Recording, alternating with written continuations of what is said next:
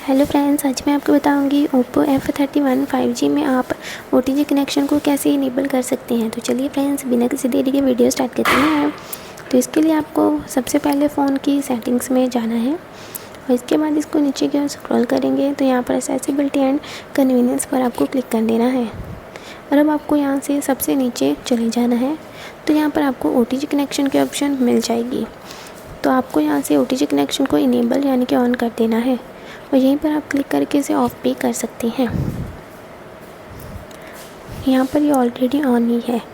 Enable करने के बाद आपको एक बात का ध्यान रखना है कि जहाँ पर लिखा होता है automatically turns of if not use for 10 minutes. इसका मतलब है अगर आपने इस ऑप्शन को ऑन कर दिया है और 10 मिनट तक कोई भी OTG डिवाइस कनेक्ट नहीं किया है तो यह ऑप्शन अपने आप ऑफ हो जाएंगे। तो आपको इसे फिर से ऑन करने की ज़रूरत पड़ेगी। तो आपको इस बात का ध्यान रखना होगा। Bye bye friends.